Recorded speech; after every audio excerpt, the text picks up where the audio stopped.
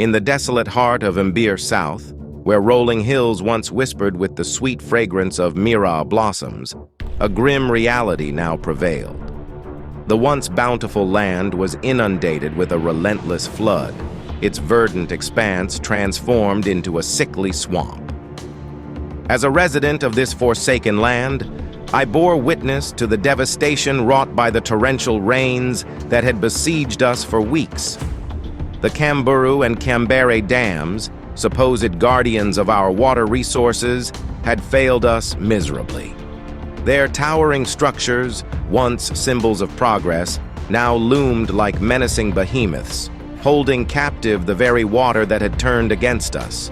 The flooding had submerged our farms, destroying our livelihoods and threatening our very survival. Mira, our cash crop, wilted in the waterlogged soil, its leaves turning a sickly yellow. The stench of rot filled the air, a nauseating reminder of our shattered hopes.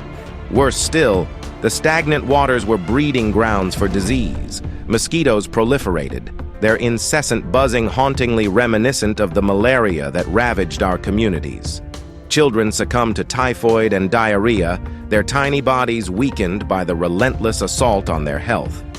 As our suffering intensified, I couldn't help but wonder at the gross negligence that had led to our plight. The dams, built at astronomical expense, had served only to exacerbate our misery.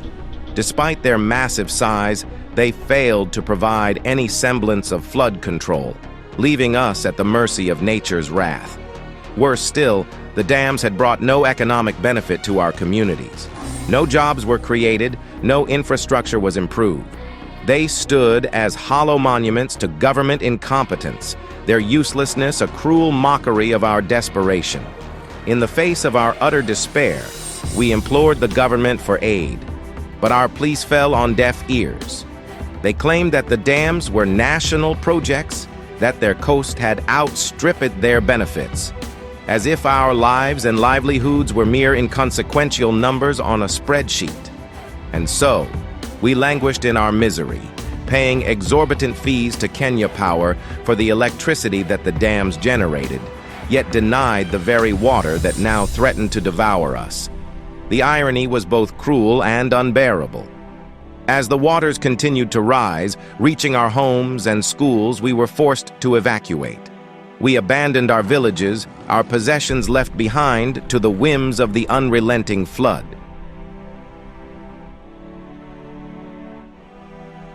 We sought refuge on higher ground, but even there, we could not escape the haunting memories of what we had lost. The flooding in KIAMBERE South is not merely a natural disaster. It is a man-made tragedy, a consequence of irresponsible government policies and poorly constructed infrastructure. It is a stark reminder of the disparity that exists in our nation, where the interests of the few are prioritized over the well-being of the many. And as the rains continue to fall, I can't help but wonder if we have been forsaken. Are we destined to live out our lives in this watery purgatory, forgotten by those in power? Or will there come a day when our voices are heard, when our suffering will be acknowledged? For now, we wait in the oppressive gloom, our hopes dimming with each passing day. The waters have drowned our land, our livelihoods, and our spirits, and as the barriers between our world and the relentless flood continue to crumble, I fear that the darkness that surrounds us will soon consume all that remains. In the desolate wasteland that was once my home, I wandered aimlessly, haunted by the horrors that had befallen us. The pungent stench of decay permeated the air, a testament to the corruption that had consumed our land. Kengen, the behemoth that controlled our water and electricity, had long been a cesspool of graft and mismanagement. Like a ravenous beast, it had devoured the resources that should have sustained us, leaving us to wallow in darkness and thirst. The seven folks, our most vulnerable citizens, had borne the brunt of this negligence. Water, their lifeblood, was now a scarce commodity, sold at exorbitant prices by unscrupulous vendors. Electricity, once a luxury, had become a distant memory, plunged into eternal darkness by malfunctioning generators. Roads, once arteries of hope, crumbled into desolate pathways, impeding our access to essential services. As darkness enveloped our streets, a sinister melody echoed through the empty houses. Kenya Power, the overlord of our electrical infrastructure, had become a symbol of greed and incompetence. Its crumbling infrastructure sparked and crackled, threatening to incinerate our homes at any moment. Amidst the chaos, sinister whispers circulated about the dams that dotted our once fertile valleys. KAMBURU, AMASINGA, KIAMBERE, Gitaru. Their names now evoked terror rather than the promise of water. The concrete giants, poorly constructed and woefully neglected,